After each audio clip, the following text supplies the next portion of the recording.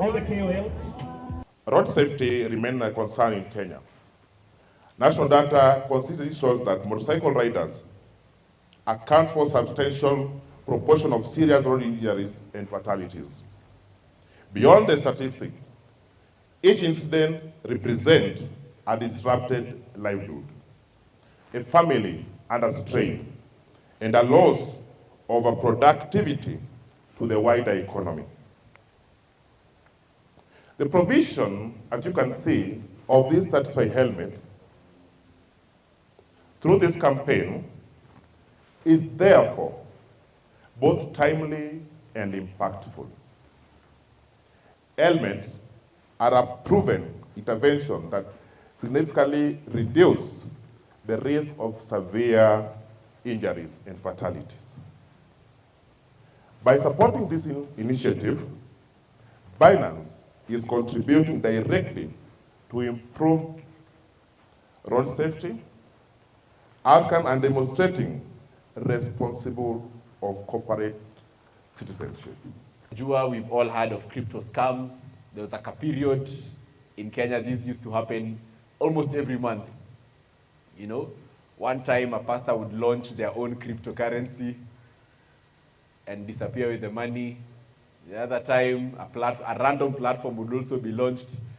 Mnaambiwa, it's a get-rich-quick scheme. You know, eka thao moja, thao mbili. And then after 1 month, some people have made money and others are crying. So what we as Binance are doing is ensuring that these kind of things don't happen. And as I mentioned, we want to make it relatable. Sindio? With crypto, it's a new way of doing things, right?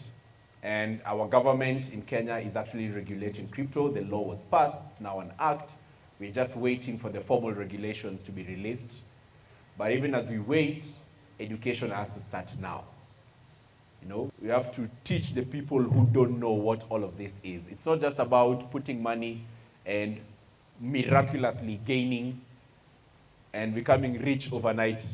The truth is, it doesn't work that way. And that is what ends up landing us in trouble even as users. You know, this small thing inaitwa greed ya kutaka pesa haraka haraka. You know, unataka thao yako grow from thao leo, unataka jioni ikuwe thao tatu.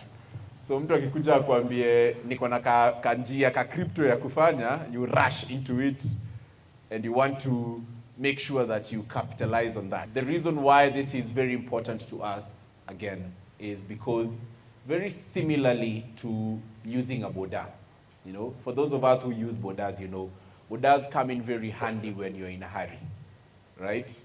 Even those who drive their own cars, you know, with the traffic in Nairobi, if you want to go from Kilimani or Hurlingham to Westi, haraka haraka, the fastest way to do that is through boda. But there's also a very high risk. Right? We know that boda accidents ni mingi.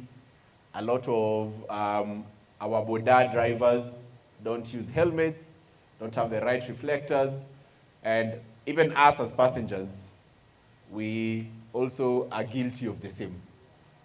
You know, sometimes we ride without the safety equipment that is required, even by law, for you to have. So what we are doing today is ensuring that we are able to support our government through the NTSA as well, in supporting the initiative to be safe, even as we navigate, you know, life, and we try to get from point A to B very fast. As I mentioned, crypto is not a way for you to get from poor to rich very fast. But as you try to navigate that again, Binance is there to help you in discovering crypto, how to stay safe while you are transacting in cryptocurrencies,